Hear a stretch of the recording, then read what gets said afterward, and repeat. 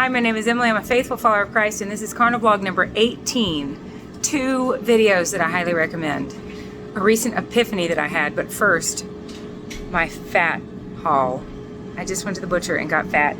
Karen, I'm optimistic this is going to be delicious. 5 pounds of beef fat, 99 cents per pound, and I've got about 5 ounces in the air fryer. Looking forward to trying this. I'm going to take all this and break it into chunks, into little freezer bags, and these are going to be go-tos for me if it's as good as I'm hoping it is. Help me get into and stay into ketosis.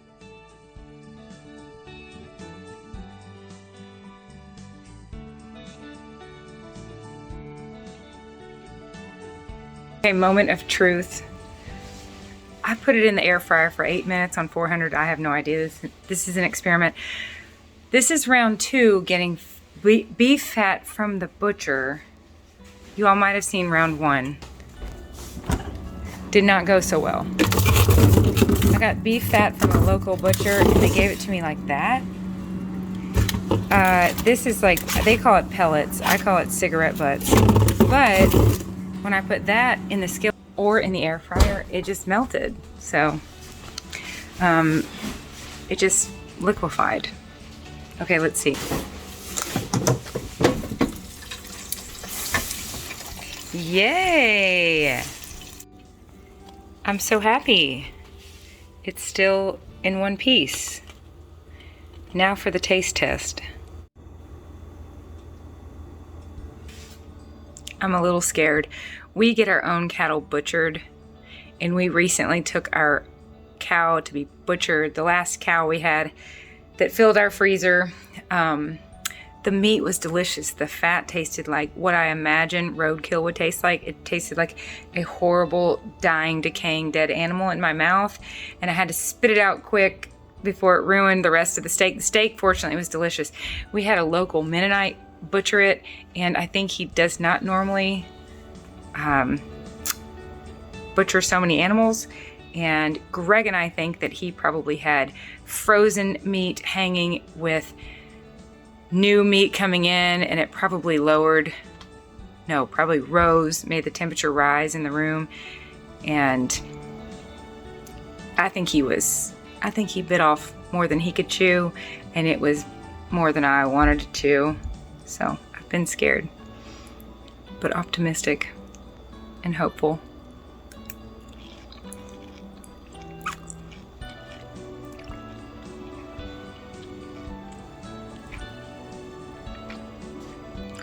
It's delicious. Very, very tasty, especially with, I'm gonna put a little bit more garlic and salt on it, but the good part is this crispy outside, so I'm gonna cut that off, enjoy it, and put the rest of this back in the air fryer. Salty, crispy, delicious fat with some bits of meat on there. I actually got lots of meat for 99 cents a pound, little bits of meat. But this right here is so good. My mouth is literally watering. It's like the stuff at Captain D's. You know when you're eating that Captain D's fish and then you want to eat all that crispiness?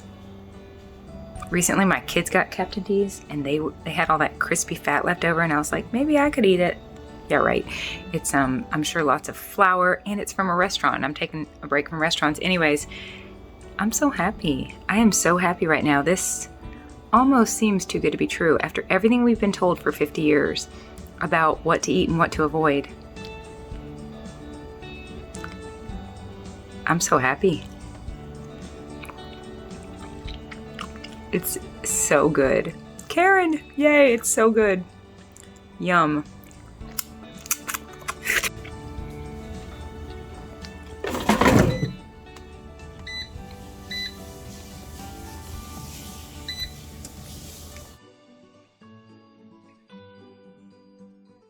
Okay, while that's heating up, Karen has told me from the beginning, anytime I would mention, Karen, you know you're a blessing. Karen is doing 200 days of nothing but beef, butter, bacon, eggs, liver, and sardines with me. And she has told me from the beginning, anytime I would share with her that I was having a craving, especially for chocolate, she would say, have some fat, have some fat, have some fat. So, like I said, the fat we had was no good. So I kept having bacon, which is fantastic. This is like infinitely, immeasurably better than sugar or flour. But now that I want to get into ketosis, which means I'm burning fat for fuel and I'm producing my own ketones, which I'm going to use this little Keto Mojo to help me with that.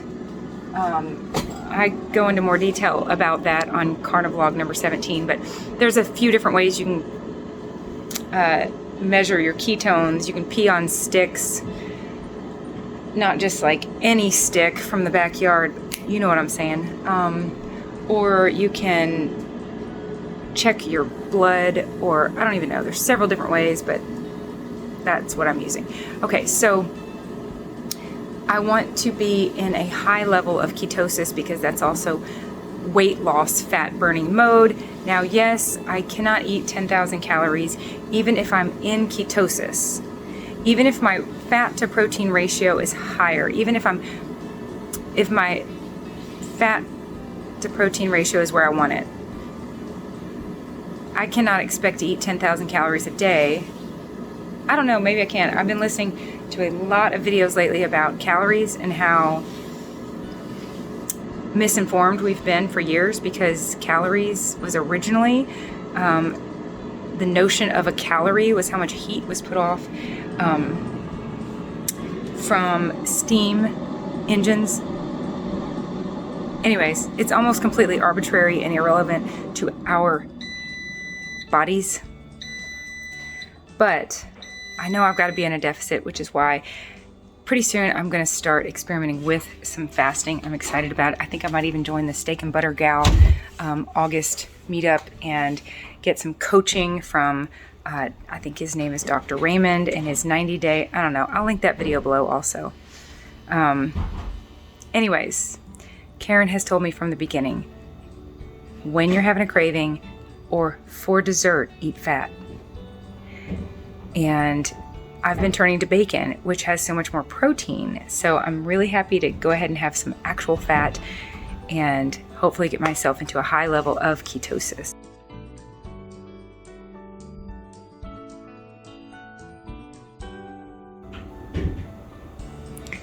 Crispy, salty fat. It's the good stuff.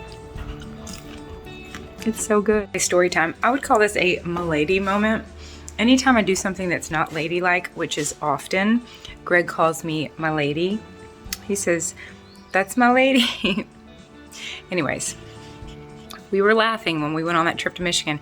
I was tearing into some beef jerky and steak. I mean, it's just all over my hands, and I'm just slurping it up, and I'm looking at him like, do you want a bite? I hope not, because I want to eat this whole thing. And he's like, don't worry about it. I already had a burger patty. You enjoy it. So I'm like, okay, you can have a bite if you want, but I'm like hoarding it. Anyways, he and I crack up about the way I eat now, especially since I've never even really liked meat that much. It used to kind of gross me out. I'm over that now, especially now that I'm aware that it has so many benefits. Like, I want the collagen and the connective tissues. Like, I want to eat everything but the feathers and the fur.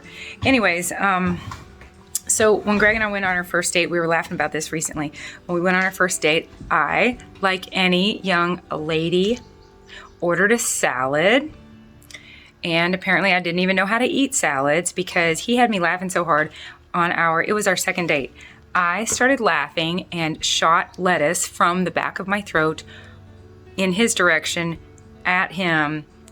It was funny, actually, but I was a little bit embarrassed. I don't know, maybe I wasn't. I don't really remember. But I was like, oh my gosh, I'm so sorry. I just shot salad across the table. And he said, that's okay. It's cool. I feel like I'm dating a salad shooter. Anyways, that was the last salad for a while. You know how we order salads and make it look like we eat salads. Anyways, I did eat lots of salads in the past couple years, weighing and measuring 32 ounces of produce every day. I'm glad to be eating that. By the way, this is how I'm breaking the fast. I've not eaten anything today. This beef fat is the first thing I've eaten. I'm really curious what it's going to do to my digestive tract. I guess we'll find out here in a minute. Karen, you're not kidding. These are like little salty donut holes. This is definitely dessert-ish. I'm hiding in my room.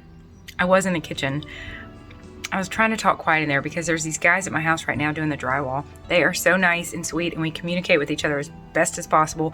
They don't speak hardly any English. I don't speak hardly any Spanish, but we're making it. Anyways, I was thinking, if they are listening to me, well, they're going to hear a lot about ketones. I think I got all the good out of that. That's a tough little piece of fat. I'm going to use it to soak up some of this salt. So when I married a farmer, we would have corn, what I call corn meals, every summer. And this was new to me. If you've never heard of this, if you live on a farm, you will get this. What I call a corn meal, I just made that up, is where you eat nothing but sweet corn for a meal. So once a year, twice a year, I don't know, a couple times a summer when the sweet corn starts growing around here and it's so good, Greg and I would be dating and we would have only corn for dinner. So his mom would get a huge pot and boil a bunch of corn, and we'd all sit around the table. I mean, we still do this. My kids love it. We sit around the table and everyone just eats ear after ear after ear of corn. So we have like cake pans with sticks of butter in it. You stick the corn in there, turn the ear of corn, salt it up, and just feast on sweet corn. That's what this reminds me of. The corn is really, yes, it's delicious. I don't eat it anymore, but this is sort of just a great way to get the fat and the salt into my pie hole. Okay, I want to make this quick. The 2 videos. First of all, congratulations to Dr. Ken and Nisha Berry. They had baby number 2 this morning, I believe. That's right. Thank you, Karen, for that information. So exciting. So wonderful. And I am positive that baby will live a life of producing its own ketones. The 2 videos. Number 1 is a video by Dr. Annette Bosworth interviewing Dr. Ken Berry.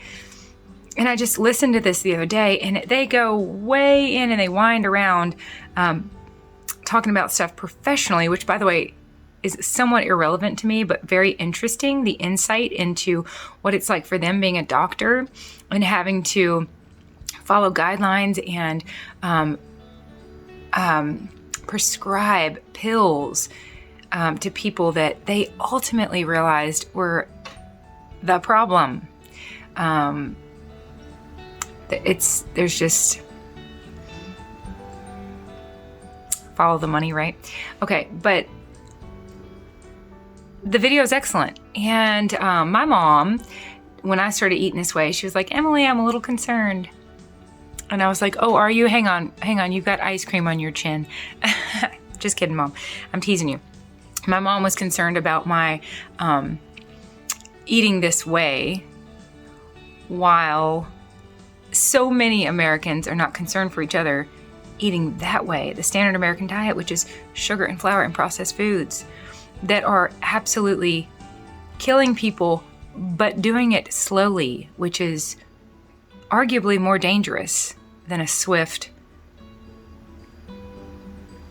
death, because it's so sneaky and it's so subtle, it's almost undetectable. But we cannot deny that us Americans are in a pickle with a plethora of health problems, ranging from systemic issues to mental health issues to, obesity is just really the ultimate visual symptom of our bodies in absolute chaos and turmoil and just completely out of whack because of what we chew and swallow, which is not food. The definition of food is anything that promotes growth or sustains life. These processed foods are drugs and they're substances. So I highly recommend these 2 videos linked below. I will also link what I just now talked about, a video that has inspired me, along with many different videos. Butter Bob has where was I?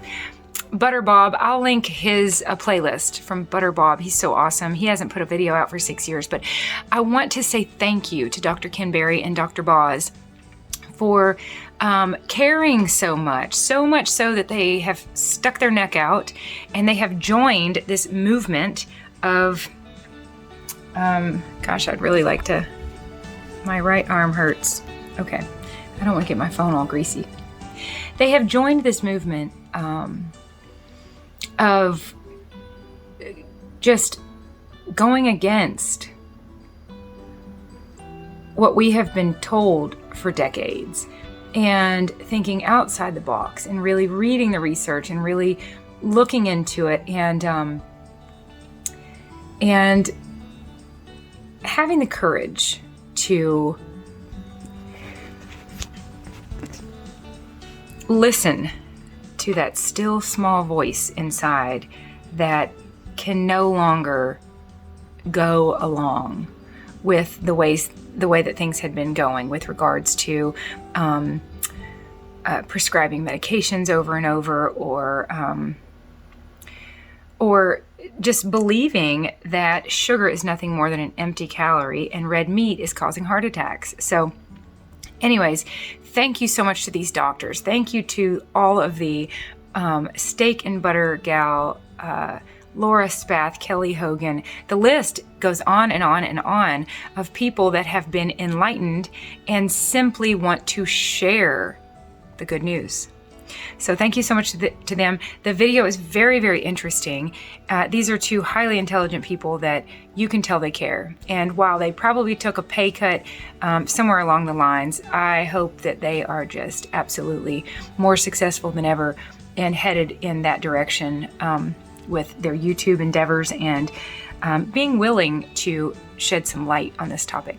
The other video is a video I listened to just an hour ago, and it said, after you see this, you won't eat these foods anymore. And I was like, oh, what foods specifically? Spoiler, it's not specific foods. Listen to this man. It's an 11-minute video. Listen to the way he talks about the effects that processed foods have on our brains and the fact that we should not be eating flour, which was originally a survival food. The crew that works on my house is Amish, and I am so proud to say that I've helped several of these people in this Amish community lose lots of weight and get their diabetes headed in the right. I'm cracking up because I'm no doctor, but I do shop on Amazon. They don't. So I was shopping on Amazon, helping them buy some books, and they have lost weight and reversed their health concerns. And the dad that works on my house, the dad of the contractor, he's in his 70s and he is just feeling better than ever. And his wife is so happy. And the lunches that she packs for him now, he shows me what all she packs for him. And he is avoiding sugar and flour and just doing fantastic. So anyways, one day we were talking about flour and they were like, but it used to be healthy, didn't it? And I was like, I don't think so. You know, we were talking about back in the day. You all know this house was built in 1829, so surely back in the day there was healthy flour? I don't think so. I don't think when you take a grain and you remove everything and then you refine it down to a white powder, it's not healthy ever. But what is healthy is surviving the winter. That's healthy. It's healthy to have food that will not spoil in the 18 or 1900s, and you can literally survive. So in that sense, it's very healthy. Have some flour, make it through winter, and then make better choices. But again, that's a pretty good choice to stay alive. So anyways, just wanted to share that we had talked about that, me and my Amish contractor, about was flour healthy back in the day? Well, no. But now, instead of using it to survive, we just use it to get dopamine hit after dopamine hit, and it is wreaking havoc on our bodies. So enjoy those videos linked below. My recent epiphany. I am making my way through these. 70 days of no restaurants. In fact, this is not caught up. I think I'm actually, let's see here, today's the 12th. I need to go through. I think I can tear 3 more off of each of these. So I actually only have 16 days left of nothing but animal products for 100 days. 160 days left of Karen and I. Karen, we're already down to 160. And then I still have about 1,085 days left of nothing but beef, butter, bacon, eggs, liver, sardines, and no restaurants for 3 years. So all this is going really well, and I was texting with Jill the other day. And I was like, oh my goodness. Okay, God is the reason I'm able to do what I do. This is not the fruit of Emily. This is the fruit of the Spirit. Self-control is the 9th fruit of the Spirit. Galatians 5:22 through 23. Yet there is no law against such things: love, joy, peace, patience, kindness, goodness, faithfulness, gentleness, and self-control. When I taught this to kids years ago, I realized that depending on the version you read, the New International Version I think uses the word patience instead of long suffering. If the version you read uses the word patience, then the first 3 have 1 syllable, the second 3 have 2 syllables, and the third 3 have 3 syllables. That helps me remember it. So does Little Jace Paul Found Keys, great for going somewhere. That's how I remembered it. Love, joy, peace, patience, kindness, goodness, faithfulness, gentleness, and self-control. Against these things, there is no such law. Self-control. So this is not the fruit of Emily. This is the fruit of the Spirit. I'm able to do what I do because of the grace of God. Up underneath the umbrella of the grace of God are 2 things. My husband doing this with me, 3 things, and my friends doing this with me. My husband and my friends, Ecclesiastes 4:9 through 10. But also I realized something, and this is what I texted Jill about. I said, oh my goodness, I am realizing that I am probably not binging right now because I don't weigh anymore. Now hear me when I say, Psalm 139, we were fearfully and wonderfully made, knit together in our mother's wombs. Also in 139, God has the days of our lives written in his book. We're not accidents. There are accidental parents. There are not accidental human beings. So each of us are as unique as we can be. Our own set of greasy, salty fingerprints. So while we start off unique, we then go on to have completely unique experiences. Greg and I are one flesh, but his eyes see and his ears hear entirely different things every day than mine do. So it makes perfect sense to me that what works for each of us is going to be a very special, unique combination of things. So the scale might literally be perfect for you. It might be a solution. But for me and my history with weighing and putting all the focus on the weight, on that number, it became nothing but a hindrance. Hebrews 12:1 through 2, let us throw off everything that hinders us and run this race with endurance, keeping our eyes fixed on Jesus, the author and perfecter of our faith. I am realizing that I am not falling off the wagon because I don't have a false sense of security. I don't have this quote unquote safety net. It's not a safety net. When I used to weigh on a regular basis, I would get numbers. I'd see numbers, and every once in a while they would shock me, but I would see a number high enough, like 230, 235, 240. My highest was 243. So if I saw those numbers again, they wouldn't surprise me. They had already shocked me. So if I wanted to fall off the wagon, and trust me, my flesh wants to. Again, this is not the fruit of Emily. Emily wants to binge her brains out on chocolate and cakes. And what did I see today at the butcher shop? They had little brownies and marshmallows and Mexican food and Dairy Queen cakes. In the past, had I wanted to relapse, and yes, we want to. If we didn't want to, we wouldn't do it. Sin is the ultimate, it's the culmination, it's the final result of us following our own evil, sinful desires. It's not a sin to be tempted. that's going to happen. Jesus was tempted, but he's the perfect example of how to handle it. And he says in 1 Corinthians 10:13, there is no temptation yet what is common to man. So whatever you're going through, we're all going through it in one way, shape, or form. The enemy is sophisticated and he uses all different shiny objects to tempt us. But that's not the sin, being tempted. The sin is when we follow those evil desires and we walk ourselves into sin, and then sin leads to death, a spiritual death. We can die long before we leave this earth. So, when I used to want to fall off the wagon, and I would fall off the wagon gladly, I would get so excited. So much dopamine is released just planning the binge, just realizing it's gonna happen. I've done so good for so long.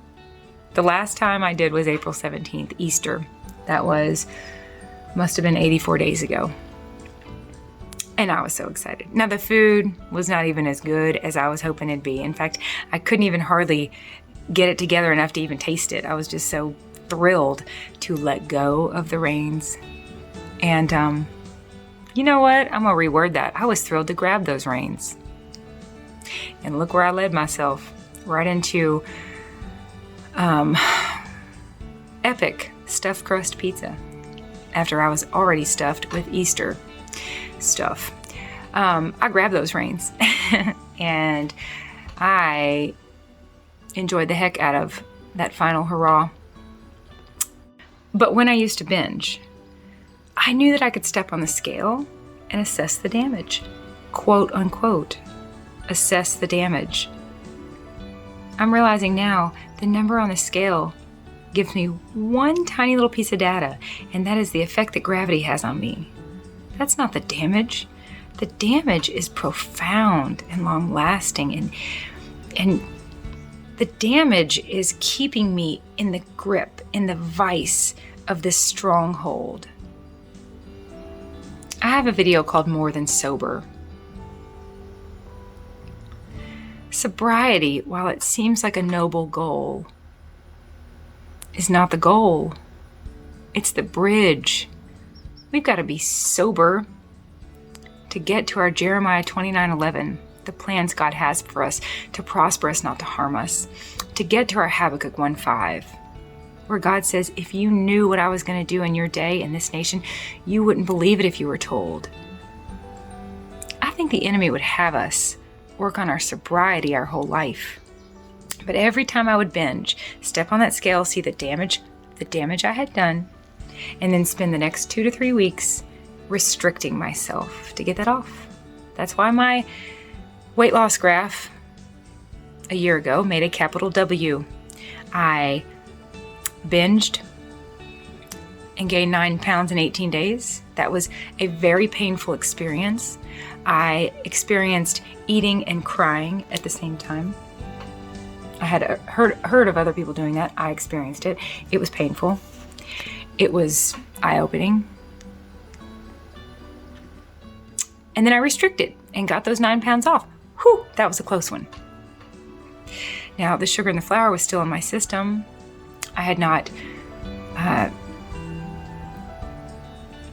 withdrawn from them, but I restricted and got those pounds off. And then again, part of the capital W was gaining 12 pounds in 21 days. And again, step on the scale, assess the damage, restrict. What a vicious cycle that I'm so glad to be out of.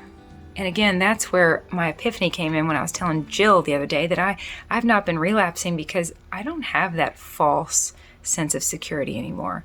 I don't have a number to manipulate and lie to myself. Who am I trying to convince? Because I'm no longer convinced that that number is what matters. That is one piece of data that is, it's no good at this point. I'd rather gain 10 pounds of muscle than lose 10 pounds of lean tissue. I don't even care what that scale says. I care about how I look, how I feel, and how my clothes fit. So, like I said, that's the number on the scale was for decades a very false sense of security for me, a way for me to control and manipulate my situation, a way for me to allow and continue to accept the behaviors in my life because I could, quote unquote, reverse them. All I could do by manipulating that number was to get how much I weigh to go up and down. I was absolutely trapped. I'll stop there. I was trapped and now I'm free. Karen said, praise Jesus, you've been set free. I claim it. I'm free and I want to stay that way. That's it for CarniVLOG number 18. Time to make that bed, do some dishes, do some laundry, pick the poodles up. The poodles are getting groomed right now. I'll show you pictures here of them this morning, ready to go get groomed. I was telling a friend of mine, it's so pricey getting them groomed and worth every penny because I get a poodle-free day. Those 3 are at daycare, doggy daycare. Anyways, lots and lots to do. Lots and lots to do. And I'm grateful to have the energy to do it. I love y'all dearly. We'll talk again soon. Bye.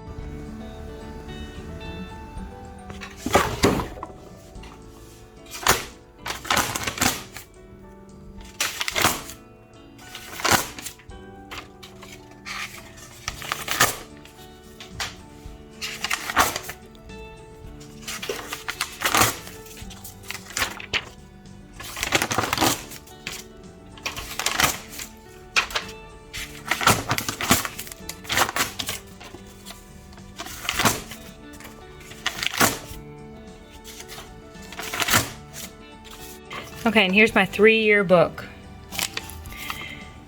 Let's see, today is Tuesday, July 12th. I'm on day 12, which means I've completed 11, which means I should have 1,085 days left.